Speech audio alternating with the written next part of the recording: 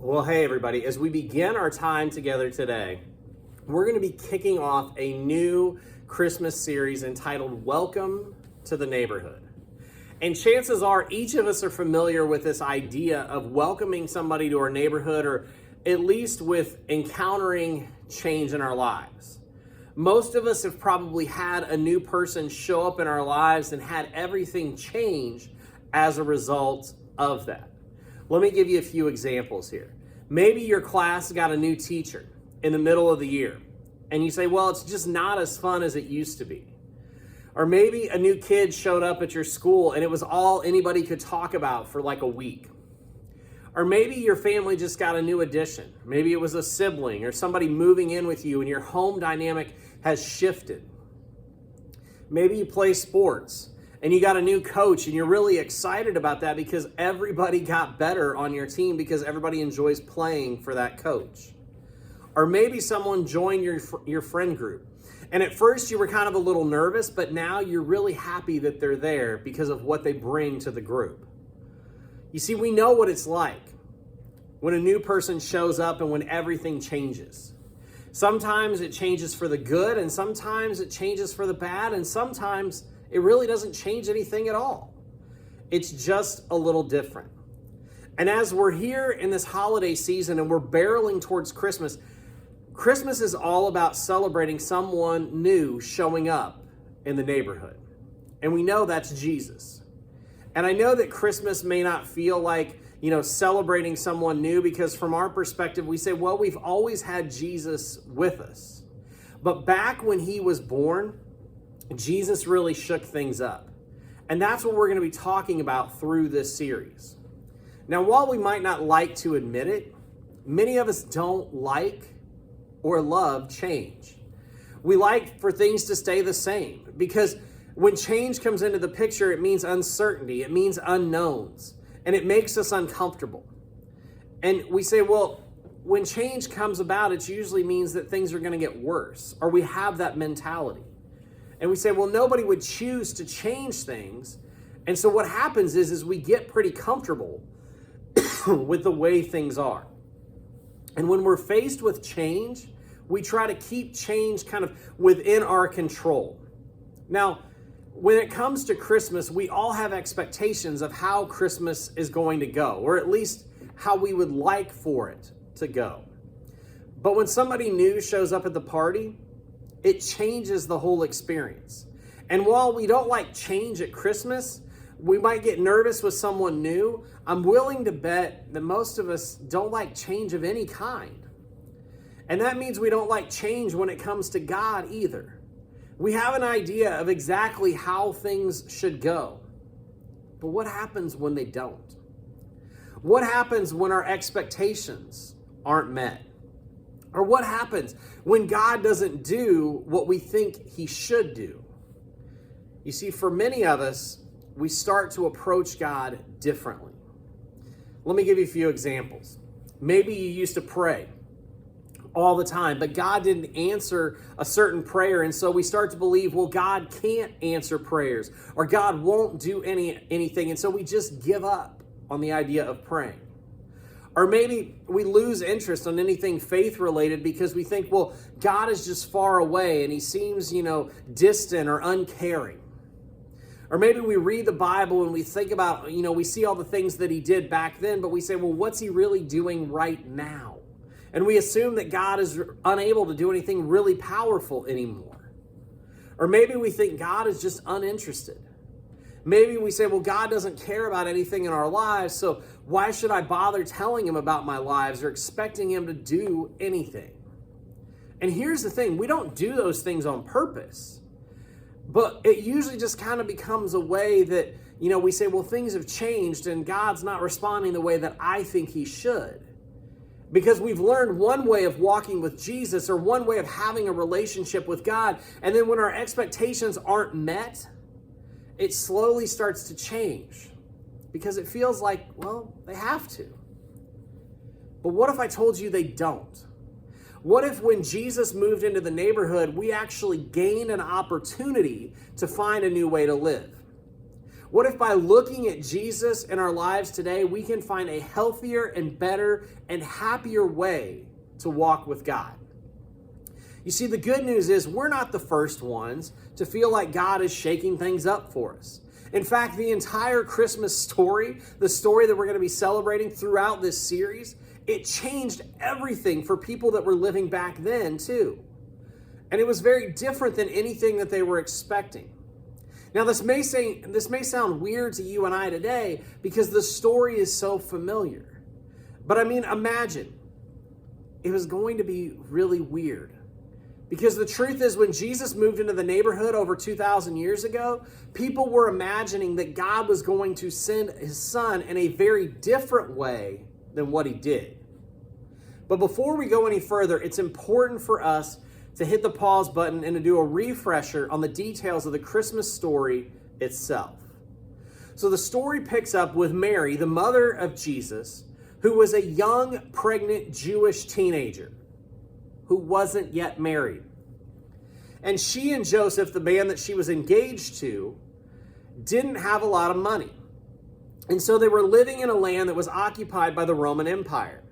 And at the start of the story, the Roman government had decided they wanted to count all the people that they were ruling. And so every family had to go to the town where they were originally from to be counted for the census. And that meant Mary, who was pregnant, had to get on a donkey for an uncomfortable and miserable trip to Bethlehem, which is where Joseph, her fiance's family, was from. Now, you say, well, that doesn't sound real great for Mary and probably not real great for Joseph. You'd be right.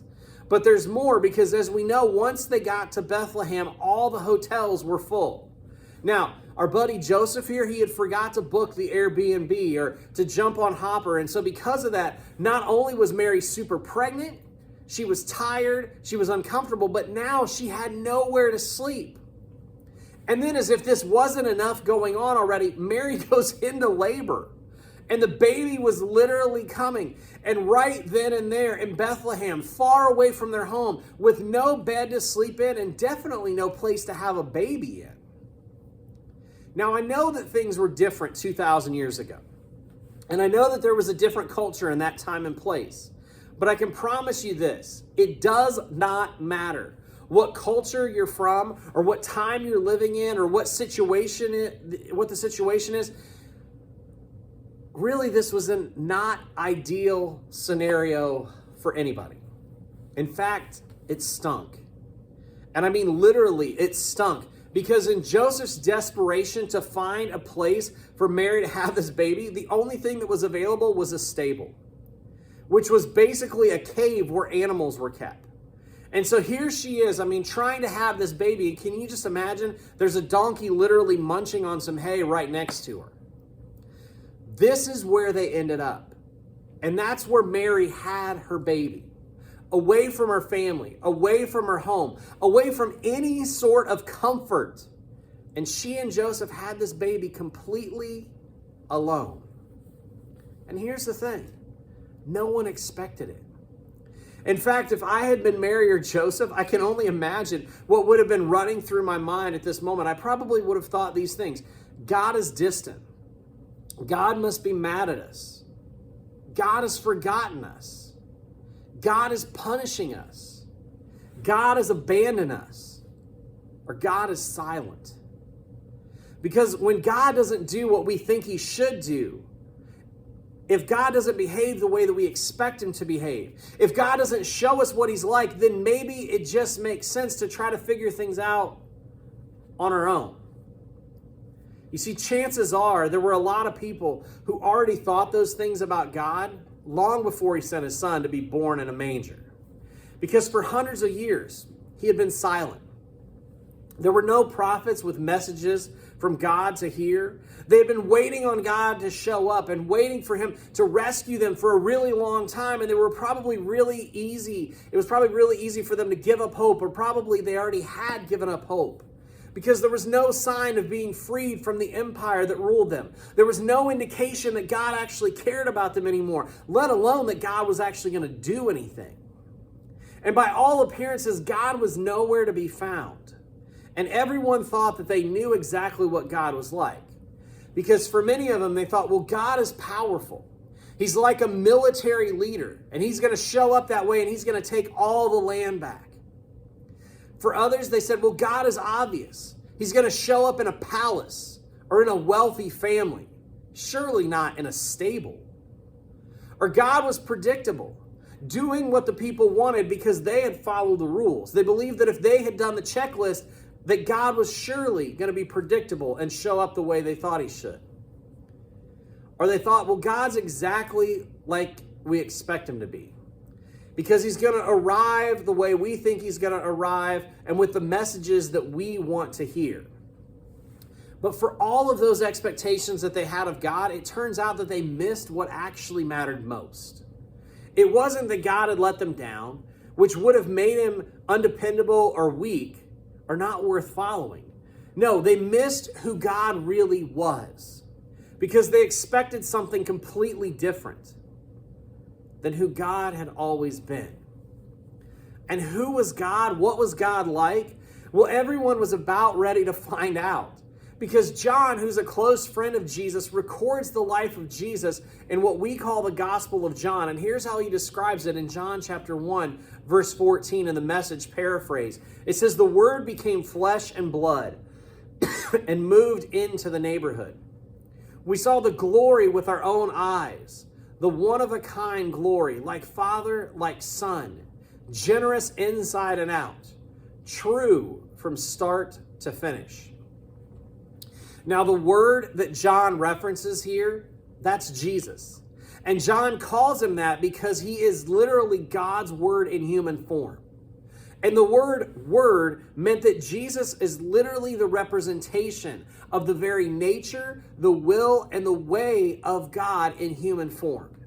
And when Mary gave birth to Jesus, it literally meant that God was moving into our neighborhood, into our world, as a real human being just like you and I. And the best part about it is Jesus showed us exactly what God is like Father, like Son. This means we don't have to wonder anymore. We don't have to question what are things supposed to be like, because he was here and he started to reveal to us everything that God wanted us to know about himself. Now, everybody was surprised at this because they expected a warrior or a ruler or a punisher of enemies or a king, or at least somebody who would step up to the plate and take charge. But instead, they got a baby. And so naturally, the people were disappointed because it wasn't what they were expecting. But the truth is that in Jesus, they got something far better than anything they could have expected, because they got a God who was with them, not in a palace, but literally in their neighborhood. And that's significant because that means that God wasn't an out-of-reach ruler. God showed he was accessible, he was reachable. And Matthew, one of Jesus' disciples who wrote the Gospel of Matthew about the life, death, ministry, all those things, and resurrection of Jesus, he literally calls him Emmanuel, which means God with us.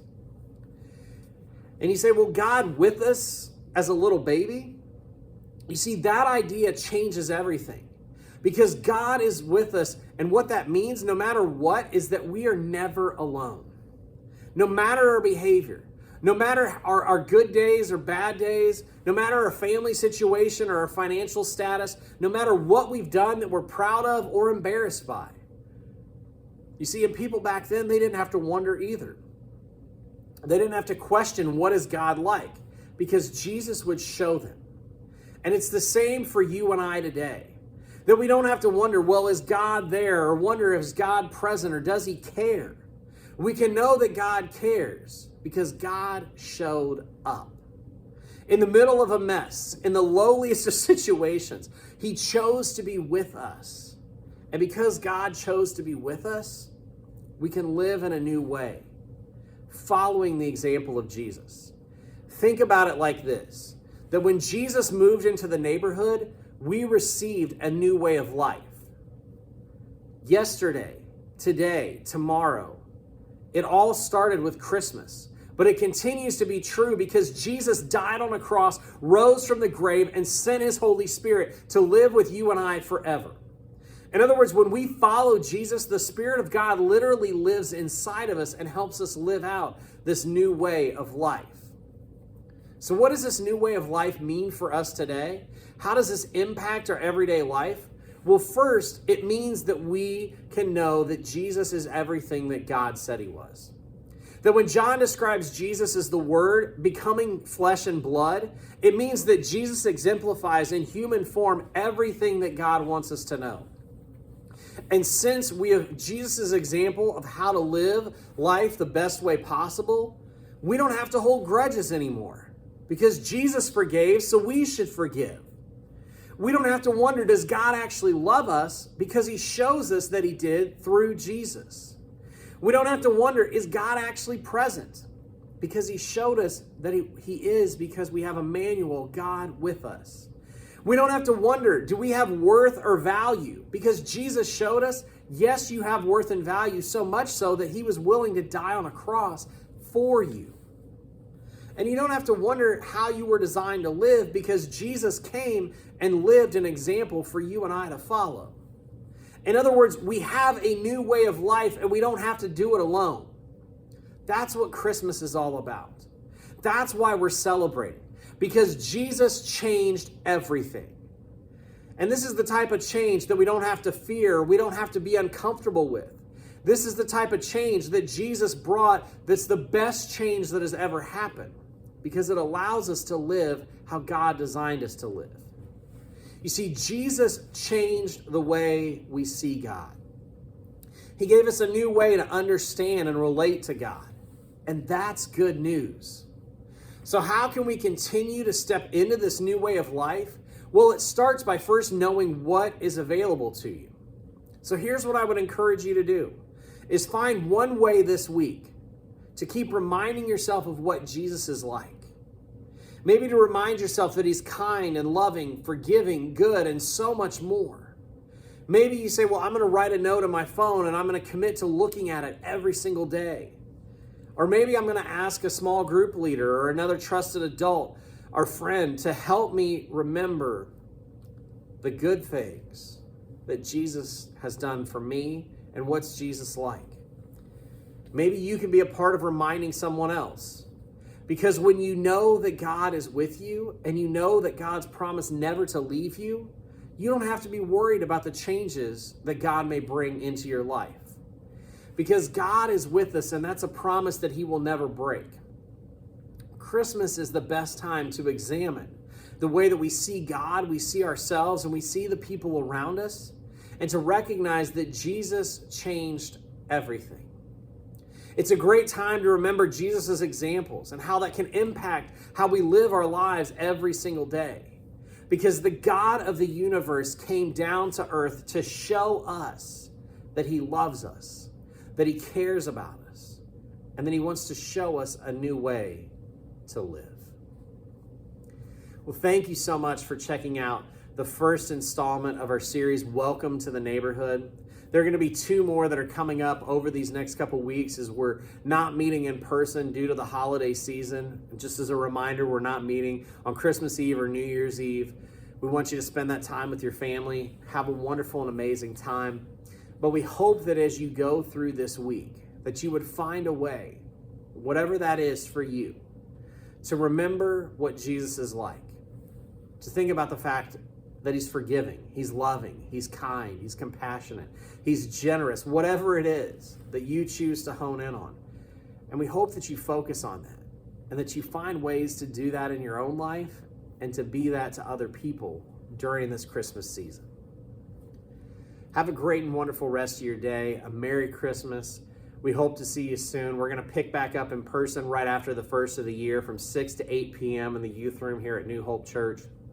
We'd love to see you then as we kick off a new series. But for now, just enjoy this series. Welcome to the Neighborhood.